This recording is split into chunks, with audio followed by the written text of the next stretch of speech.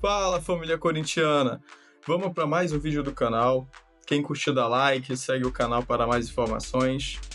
E bora pro vídeo. Vamos lá, porque tem reforço daqueles que a gente já estava informando para vocês aí, dos jogadores acertados, né? O André Ramalho, zagueiro, e o Charles, volante, questão de... Bom, talvez até já estejam anunciados no momento desse vídeo. Mas o Alex Santana, esse sim já foi confirmado, anunciado, com foto posada junto do Fabinho Soldado. Já chegou, inclusive já tá no bid e já pode estrear nessa terça-feira. Olha que loucura, futebol é dinâmico mesmo, né? 29 anos, ele que foi revelado pelo Inter, tava no Atlético Paranaense, começou muito bem, depois teve um pouco de queda e tudo mais, mas é um jogador que eu sempre gostei desde o seu surgimento, e ele é daquele tipo de jogador, vejam só, 29 anos, que ele foi ficando melhor com o tempo. Ele até começa bem e tal, mas assim, os últimos momentos dele de carreira são do seu auge, na minha opinião. Teve até uma experiência lá fora, no Ludogorets da Bulgária, jogou no Botafogo também, em 2019, mas essa última passagem pelo Atlético Paranaense, ela me encheu os olhos, assim, de um cara que ocupa de uma forma muito inteligente os espaços do campo, no meio campo, cara que arma o jogo, que conduz a bola, que dita o ritmo do meio campo, é um cara que pode agregar muito, inclusive, na minha opinião, pode disputar titularidade. Alex Santana, sim, chega nesse nível, porque tem alguns reforços que, quando são contratados, você entende que eles são para grupo, para elenco, para fortalecer o banco de reservas, para daqui a pouco servir como opção. Embora ele ocupe uma faixa de campo em que você tenha Rodrigo Garro, Igor Coronado, jogadores de muita qualidade técnica, que custam caro e que são, em tese, titulares, eu diria que não sei se dá para jogar todo mundo junto, isso é problema para o Ramon resolver, né? Talvez assim, aí você teria que abrir o meio campo com o Ranieri, numa ausência do Bidon dá para botar o Alex Santana, se botar todo mundo junto tem que tirar um atacante, dependendo do modelo tático dá para fazer, mas o que eu quero dizer é que ele é um jogador em nível de titularidade, e aí se na ausência do Coronado, do Galo, você utiliza ele, não sei, eu só sei que ele tem nível para disputar uma titularidade, e aí, bom, quem tiver melhor que vai jogar. Mas ele não é um jogador que você imediatamente possa dizer, não, ele é reserva. Claro que ele está chegando e vai buscar o seu espaço, mas esse status para mim ele tem, jogador nível titular, e isso é importante, porque se você tem 3 jogadores em que, por exemplo, 1 ou 2 no máximo vão poder jogar, isso significa que pelo menos um vai sobrar. Esse sobrar significa que você fortalece o teu banco. E aí não necessariamente o Alex Santana. Pode ser o Garro dificilmente, mas pode ser o Coronado para entrar no segundo tempo, pode ser o próprio Alex Santana. Você fortalece o banco. E é muito importante, numa temporada longa, no Campeonato Brasileiro que a gente está vivendo, você ter no banco de reservas um cara que possa entrar e manter o nível do time. Isso é muito raro hoje, poucos elencos conseguem isso, de você puxar um jogador do banco e não diminuir o nível do teu time que está jogando. São 5 trocas, gente. Então é natural pela questão física, até muitos técnicos são cobrados muitas vezes, né, no futebol atual. Poxa, você morreu com 1 ou 2 substituições, e às vezes a gente não percebe que o cara, ao fazer isso, ele tá tentando manter o nível do time dele, porque se ele vai trocar, beleza, ele pode ganhar na questão física, mas não na questão técnica. Então, assim, o Alex Santana, para mim, é uma contratação desse porte, desse nível. O Corinthians, só a lamentar, né, não informou os valores da transação. E era uma promessa do presidente Augusto Melo, no início da sua gestão, né, de que o torcedor saberia de tudo, dos valores envolvidos, tanto das compras quanto das vendas, das negociações. Isso foi feito no primeiro momento, em alguns jogadores, mas o Alex Santana não foi, né? O clube simplesmente anunciou, falando, né, da compra definitiva. Ele tinha contrato até metade de 2026, o Corinthians arrecada, né, ou pega o jogador para si, com contrato até o fim de 2027. 29 anos, acho uma idade mesmo, né, que o Augusto tenha prometido, né, que jogadores acima de 30 anos não seriam prioridade. A gente está falando aí de uma idade, para mim, auge do jogador. Ainda mais que você não olha apenas a idade, né? Você olha performance, você olha nível físico, você olha tecnicamente, a função que ele vai exercer, tudo isso está dentro de um contexto. Alex Santana, gostei. Novo reforço do Corinthians, de todos aqui, para mim, até agora, o melhor. Vamos falar sobre o Balotelli, Mário Balotelli, que assim, Gente, existiram conversas, tá? Isso é fato. Ninguém inventou. Quando agora, né, a gente vê o Ramon Dias dizendo que em nenhum momento conversou com a diretoria sobre esse nome, parece que o Balotelli foi um balão de ensaio, que nunca foi conversado, mesmo que o presidente nunca tenha dito publicamente, como disse lá do Gabigol no início do ano.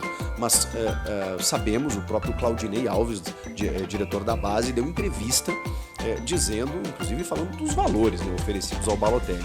Então era uma contratação, como falamos aqui inclusive, do presidente. O presidente queria uma contratação midiática, o Balotelli foi oferecido, ele foi atrás, mandou um emissário, digamos assim, né, o Claudinei Alves, para conversar com empresários e representantes, intermediários do jogador. O jogador deu o ok, o aceite para jogar no futebol brasileiro, pelos valores que ele pediu, os 8 milhões de euros em 2 temporadas, tudo isso estava dentro do que poderia acontecer. A questão é que o Balotelli começou a acelerar o processo, começou a querer resolver isso logo. O Augusto não podia acelerar o processo, primeiro pela questão financeira, porque ele dependia de uma patrocinadora master, que é uma casa de apostas que está negociando para bancar a parte do salário ou da contratação, enfim, ou ajudar nesse processo. O Corinthians financeiramente está com dificuldades, agora conseguiu quitar os valores atrasados, aí fundo de garantia, direito de imagem, salário e tudo mais, mas não pode, né, depositar tudo no Balotelli. Sabia que era uma contratação de risco, está dividindo e dividiu opiniões dentro do clube, né, dos parceiros do Augusto e também membros do conselho, mas ele estava negociando e estava vendo de que forma poderia bancar essa situação, até que ele resolveu anunciar um novo treinador e resolveu esperar. E aí o Ramon, ele não disse por quê, ele não falou que é uma contratação ruim, ele não falou nada disso. Ele só simplesmente botou areia no negócio e disse assim: nunca foi conversado e não está nos planos para o futuro. Mário Balotelli. Então, assim, me pareceu muito claro que o Ramon Dias não gostou da ideia. Não gostou da ideia e tratou de externar. No momento que ele faz isso, ele meio que inviabiliza, né? Ele meio que inviabiliza a situação e faz com que o clube dê uma recuada na situação. Então, muito difícil que a gente volte a falar de Balotelli nessa janela, a não ser que o presidente enfie goela abaixo no Ramon, do tipo assim, foi um negócio de ocasião, a gente resolveu contratar, usa-se do jeito que você conseguir e tudo mais, mas acho muito difícil. O Ramon está muito focado em utilizar aquilo que ele tem. E ele entende que com o que ele tem, ele consegue tirar o Corinthians dessa situação. Então, Balotelli, pelo Ramon, já era. Vamos falar do Fagner, porque o Fagner está de volta, ele depois desse tempo parado, inclusive o Ramon falou e usou e citou o Fagner, foi até muito curioso, porque na pergunta do repórter, né, o Emiliano, ao traduzir para o Ramon, ele foi uma espécie de tradutor também, se referia ao Fagner, porque o Ramon não entendeu, falando assim, é capitão, ele quer saber do capitão. Então eles têm o Fagner como uma liderança, né, e o Ramon rasgou elogios para o Fagner, dizendo que é muito importante a presença dele, confirmou que ele estará no banco de reservas, não sei se vai utilizar durante a partida, mas me pareceu que ele quis valorizar a presença do Fagner, mesmo que seja para estar no banco, no vestiário, exatamente por tudo que ele representa, que é um cara que entende o que é o Corinthians, sabe a importância do resultado, do momento, é um cara importante nos bastidores, e o Fagner realmente, né, é um dos últimos líderes, né, um dos remanescentes aí, porque muitas lideranças deixaram o clube nos últimos tempos. E o Fagner, então, estará de volta, assim como o Rodrigo Garro, que cumpriu suspensão, e aí a gente está tentando montar esse primeiro time de Ramon Dias no Corinthians, que estreia contra o Criciúma nessa terça. Tem uma outra questão que está me intrigando, que é do gol. Porque assim, eu fui um defensor de Matheus Donelli, né? Inclusive critiquei a contratação do Hugo Souza, imaginei que tivesse que vir um goleiro muito mais afirmado para você contratar, já que você iria ao mercado contratar com a saída do Cássio e do Carlos Miguel. Se não fosse para contratar um goleiro afirmadíssimo, incontestável, deixasse o Matheus Donelli. Mas a verdade, eu já falei sobre isso, né, é que o Donelli não inspirou tanta segurança nos jogos em que ele teve oportunidade, muito por conta do contexto, das falhas defensivas, do momento do time, tudo isso é verdade, mas é a realidade. O Donelli não passou aquela segurança 100%. Então eu começo a entender que o Hugo pode sim receber oportunidades e talvez até já na estreia. A gente não sabe, né? Falei até no vídeo de apresentação dos dois, né? Tem um vídeo aqui no canal sobre isso, que quando questionado eles não quiseram individualizar, disseram que os jogadores nem sabiam ainda, né, quem ia jogar, mas que eles estão muito bem servidos de goleiros, aquela resposta política, né? Eu creio que o Hugo possa sim, até pela mudança da comissão técnica, né, começa o vestibular, né? Então muitos jogadores começam a buscar espaço, outros que daqui a pouco estavam escanteados vão aparecer, outros que estavam jogando daqui a pouco inexplicavelmente vão sobrar, porque tem as escolhas do técnico, tem o modelo tático, tem muita coisa que vai ser nova a partir de agora, né? E talvez comece pelo gol. Então eu não me surpreenderia, não tenho informação nesse sentido, a gente só vai descobrir momentos antes da bola rolar, mas não me surpreenderia realmente se o Hugo Souza fosse o titular e acho que ele vai ter oportunidade, se não for agora, ali na frente. O Mateuzinho então será o titular com o Fagner no banco, o Hugo na lateral esquerda e a dupla de zaga Kaká e imagino que Félix Torres. Pode ser o Gustavo Henrique, mas imagino que o Félix Torres, até pela experiência de Copa América, né? O Ramon talvez valorize isso, mas é só uma leitura dos fatos.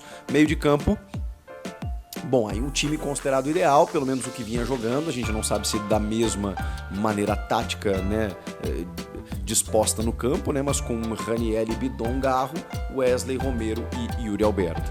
Tem outras possibilidades? Tem o Igor Coronado, tem o próprio Alex Santana, tem várias possibilidades dele montar esse time. A gente vai ter que ver como vai ser o primeiro time de Ramon Dias. Estou muito curioso, mais do que isso, mais do que a escalação, a questão tática, a disposição no campo, a postura. O Ramon prometeu um time agressivo, foram essas as palavras dele, além de outras, né? Mas agressivo me chamou a atenção. Um time que pretende correr do primeiro ao último minuto para fazer diferente do que vem fazendo. O Ramon entende que até pela urgência do resultado imediato, não é uma questão tática que vai resolver no primeiro jogo, e sim a maneira como você encara, a maneira como você joga. Então eu tô imaginando um Corinthians mais brigador, mais pegador, e sem dar chance, sem dar brecha pro adversário. É assim que você joga em casa, é assim que você defende o teu resultado, é assim que você sai da situação onde você está. Não negocia com outro resultado a não ser a vitória. Ele já falou sobre isso também, citei no vídeo passado, ele está preocupado com os poucos gols do time. Então é uma questão que ele vai tentar resolver. Vai conseguir no primeiro jogo já? Provavelmente não, né? Com tudo que ele tem direito. Mas eu acho que aquele discurso, os trabalhos que ele fez aí nos últimos dias, inclusive na Neoquímica Arena, né, com as referências espaciais, né, que eles citaram, né, que é importante fazer, especialmente com semana cheia, mas que é interessante estar lá. Então tudo isso vai para campo nessa terça-feira, com estreia, com motivação, com novidade, com apoio da Fiel, enfim, tudo para que o Corinthians consiga uma vitória, e ela precisa vir de qualquer maneira para que o time saia dessa situação.